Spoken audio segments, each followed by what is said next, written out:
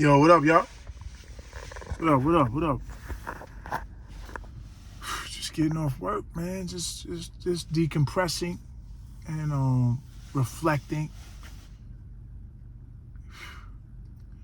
The world is spinning out of control over here. But as we zoom down on the mortals, on the feeble-minded amongst us, which I am part of the flock at this point. I'm a tweener. I'm a fucking hybrid. You know what I mean? I know there's astronomically deeper things to really invest my time in, but we're going to have to delve into this. We're going to take an in-depth look at what's going on in the hip-hop community with the two rappers, and we keep falling for this fucking old ass pit one against each other okie doke. And I can't even say it's from an outsider. It's just part of the culture. The culture is contaminated with this constant need. First of all, let me just say, man, I'm a battle rapper. So I'm going to just put that out there before I say the next thing I'm going to say is I stopped doing battle rap, though, because, I was at a battle one day. My boy E.L., Hassley, my A-Town niggas, my Jungle Nils niggas, like, it was somewhere on Port Richmond Ave. I can't remember the spot. This was like 2001 type shit, maybe 02. This was my last battle. So I get on stage and I don't know who the cat is. We rapping at this venue. And the nigga was just talking so reckless, man.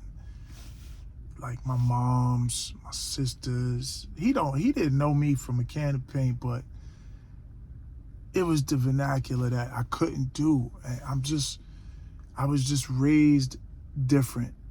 So as much as I initially loved Smack URL, and I still love what like Murder Mook does and Loaded Lux and Goods the Animal. Serious Jones was one of the greats, man. I think he lost traction somehow. I don't know if he did a bid or what his thing, but overall, I fuck with the cerebral parts of that. Even Calico, dudes like that. Who I can't fuck with is dudes like K-Shine and the Gun Bar King, and even this guy, the Grape Street dude, Arsenal. Now, this is the thing. These dudes, I want to just acknowledge, they're mega talented, man. Arsenal is a very intelligent brother, man. But I've been grown for a very long time. And so there's a no-fly zone with the disrespect for me, man. I'd rather not participate. That's what I will say. And that's what happened at that battle. Like, the dude was just getting reckless, and I was ready to go in on him. No rapping shit, just like, what I'm saying? And my boys was like, yo, bro, you know what I'm saying? Afterwards, they was like, yo, bro, maybe you shouldn't be battling if you can't take that type of thing. And I had to come to terms with myself with that part of it. Like, the shit is getting out of hand. And this was in 02. So, after that, then you got the J Mills, Murder Mook, early J Mills. Then you got the evolution of the gun references in the battle raps, in the threads. Now the personal information. Now niggas talking about your actual life. Now they're digging up Google files. Now they're trying to check on who's snitching. Now niggas is accusing niggas.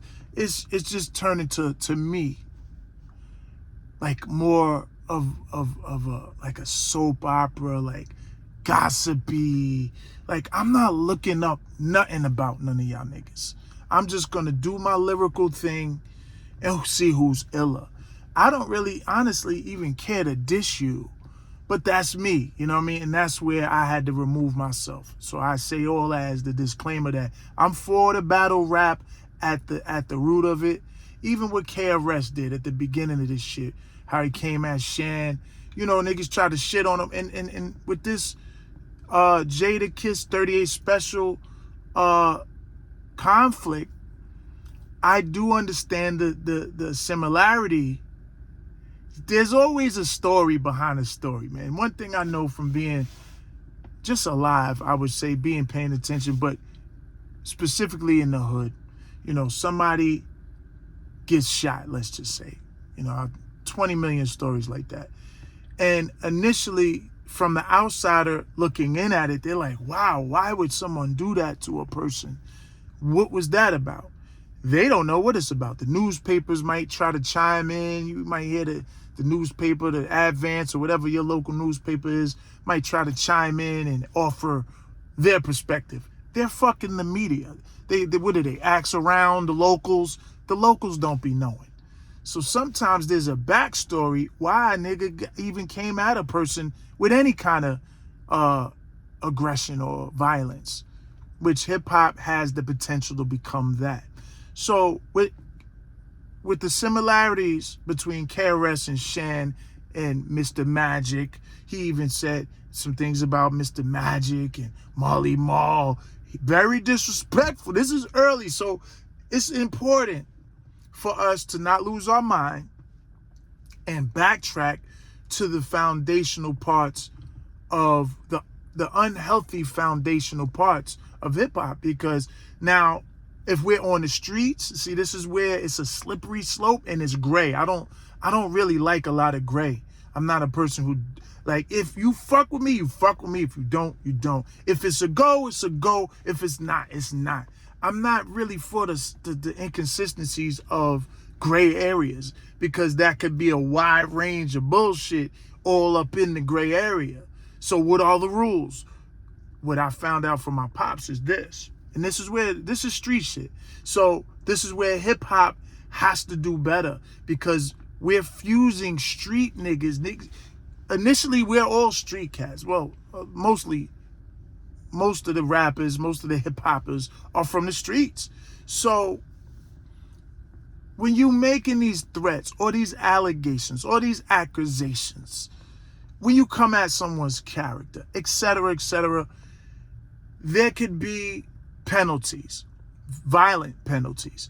So if we haven't learned anything, we should have learned that by now. At this particular juncture, that's something we are well versed in, as whether you're a fan, a casual fan. We understand way back, even involving KRS, Scott LaRock, how that went. We don't know. I thought he got stabbed trying to break up a fight. I find out later, like last year, that it was they shot at the car. It was like a hit. So that's not my business. But it's to show how violence at the inception level has always been a part of our culture. And then we not even embrace it, we embody that lyrically. My lyrical guy, you know what I mean? That was the early thing. We was doing that shit. We was on that to a degree, referencing our rhymes as they were weapons. But now we're talking about actual verbatim, mano a mano, out your mouth, threats, disrespect. You know what I'm saying? Roxanne Shante is only good for steady fucking. Nigga said, pick any dick, which flavor would you savor? Some wild pause type shit.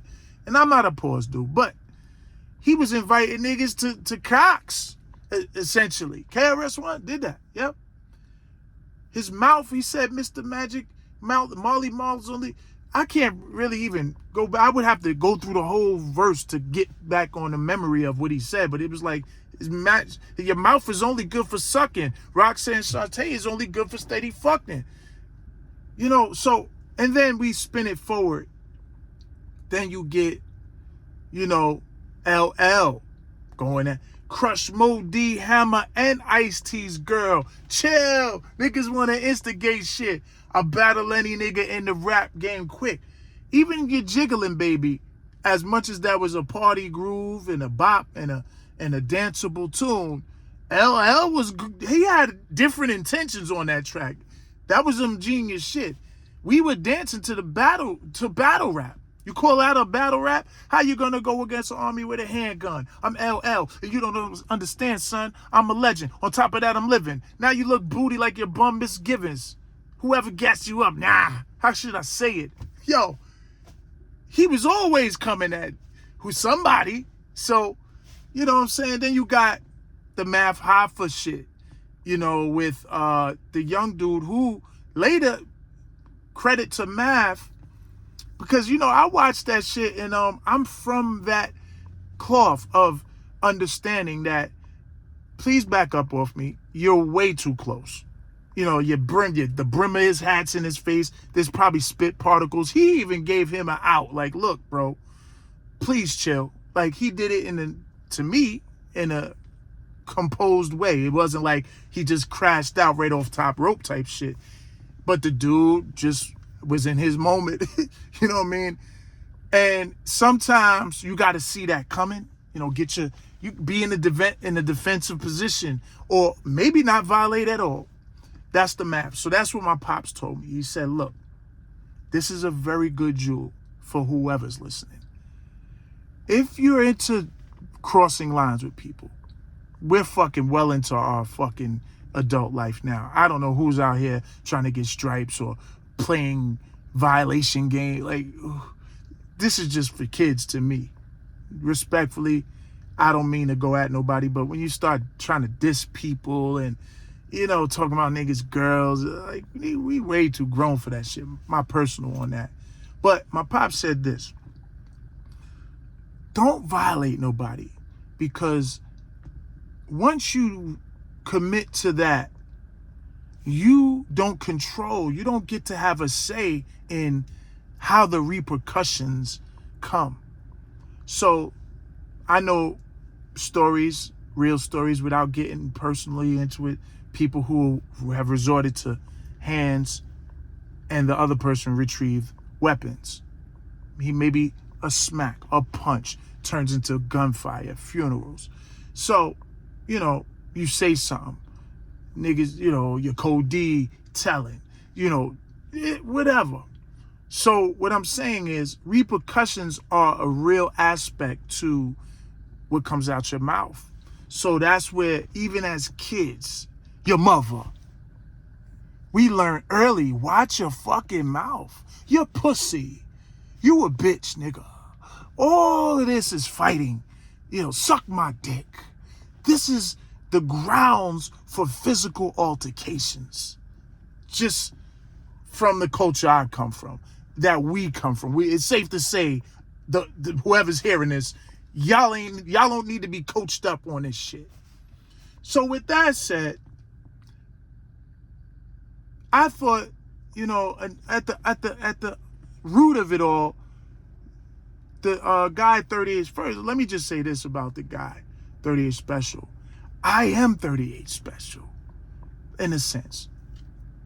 2000 shit. We are the triple threat. We always had our own music, our own equipment, two track. I'm talking about 1989, 1990, 91. Word.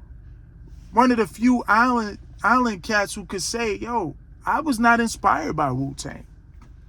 And that's not even a shot. That's just a fact. I was inspired by SS2,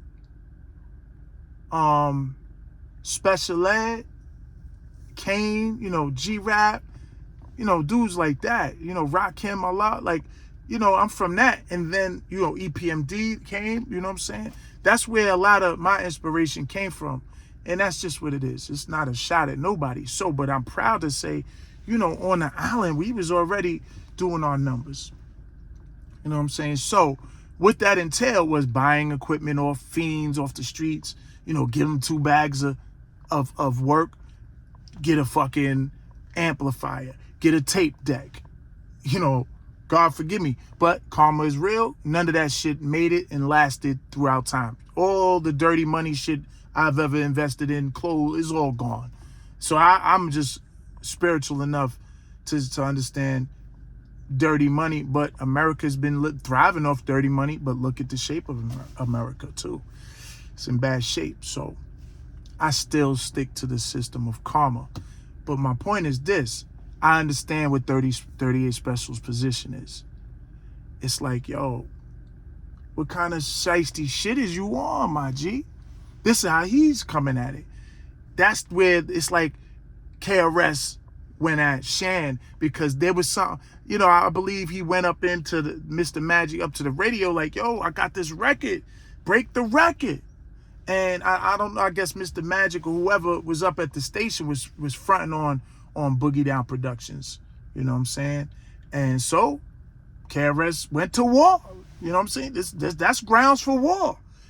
You know what I'm saying? And man, I have personal things I can get into that I'm not doing that here because that's a lot. I would have to write that down, some Staten Island shit that niggas who know, but that's not what this is about here. But I can relate to gatekeepers and motherfuckers playing behind the scenes games, finger fucking the game with, obstacles you might not even see. And I know how that feels. So, not to say they did that Kiss did that to 38 Special, but he's saying, yo, bro, we did the joint. I'm trying to do some work. What's up? Where you at?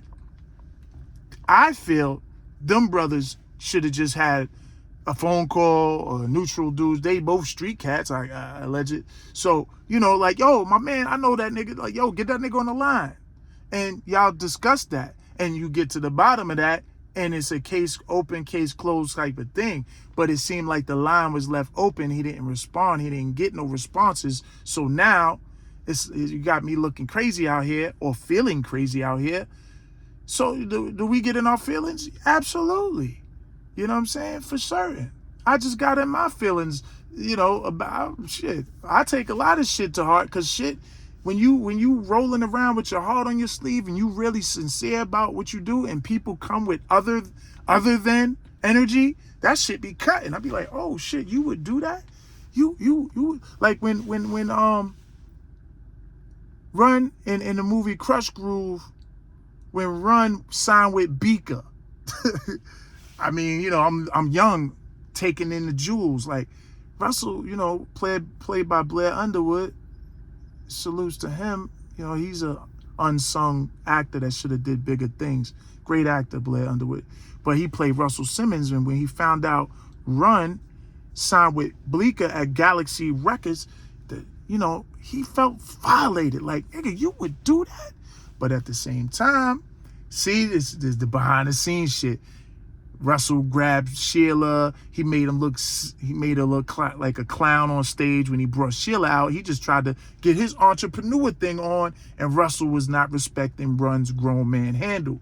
Sometimes that's a brotherly thing. Brothers don't, not even brothers. I know older niggas who just ain't respect us when we started coming into our own, coming of age. Like, we kind of got on our square a little early, I would think. Earlier than they respected. Like 15, I felt we could have took what we wanted. Just saying, we was just never the gun kind of dudes.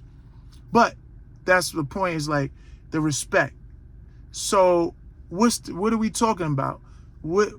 Let's leave that alone. Let them brothers figure that out, because this is the science now. Okay, them two got beef.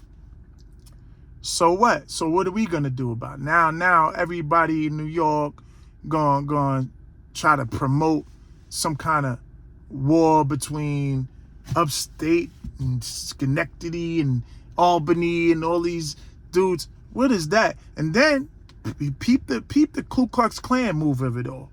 The prison system. Where are all the prisons? And I had to do my homework and ask my brother. You know what I'm saying? I asked my bro. I said, yo, bro, he's been inside. I've never been inside. Thank God. I said, what's the ratio in there? He was like, for every 1,000 inmates, it's 500 New York City, and the others are just scattered from everywhere else in that area, up, in the tri-state area, upstate, all that. So, let me know. And so, I'm like, this shit could spill into the prisons and shit like that. Like, niggas, because this the thing. Niggas is talking spicy. Niggas is talking violence. in threats and communicating verbal threats. You know what I mean? That's what I was saying in the post. It's like I'm hearing, like if I'm 38 Special, now granted, he called niggas out. So energy is gonna come. You put energy out, and these are just life lessons niggas should know by now. But my thing, from my understanding, it seems like he's a bit calculated. He put the energy out knowing energy would come back. You know, the algorithms and all that. I mean, that's the official take on that at this point. We all understand, you know, maybe he tried to take a page from the Jay-Z Summer Jam thing, probably went too far by involving homie's wife. You know what I'm saying? That's where shit can go. It could spin left real fast. But I ain't gonna say but, because I don't think Jim Jones was out of pocket when he said, yo, you know what? I'm not even going to stoop to your level, which to me, Jimmy, Jomo, I don't know none of y'all niggas. So I'm just a MC from Staten Island, West Brighton. I got my take on it. I respect Jim Jones' handle in that booth. I would have loved to see Jim Jones go at 38 Spesh. Y'all the same age, caliber, same body. It's just one nigga's underground, one nigga's mainstream. One nigga got hits, one nigga got underground bangers. You know what I'm saying? And I'm like, why didn't Jim Jones see to it to just hold his square down? I don't know. Maybe he just felt how he felt. That's where niggas got. This is what black men need to do. Sit down. Do we need Farrakhan to have a powwow? Do we need the Minister Louis Farrakhan to come swoop in, or Chuck D and these niggas? This is a rap battle. It ain't even beef at this point. It's not beef yet. But you know how we do. So we got to be careful with that, man. You know, with the energy that's going into that. I'm a little concerned about it, but not overly concerned. Just, you know, I'm keeping an eye on it, and I'm definitely gonna chime the fuck out. I don't need to get in the booth like, yo, New York City, fuck these up. Man, I fuck with some up north Rochester niggas myself. I shot some videos with Isaiah Shotta. He from Rochester. I fuck with one of his people, Riggs. I bump his shit all the time. I don't know the dude Riggs personally, but he's from the club, man. You know, little calisthenic monster barbarian type nigga. You know, young dude. But he spits that real shit that I can feel. You know what I'm saying? So does 38 Spesh. You know what I'm saying? I can relate. You know what I'm saying? I like this Son of G rap type of shit. You know, I fuck with. Niggas need to just get back in the booth, man. That's what I'm saying. It don't need to even go nowhere beyond that.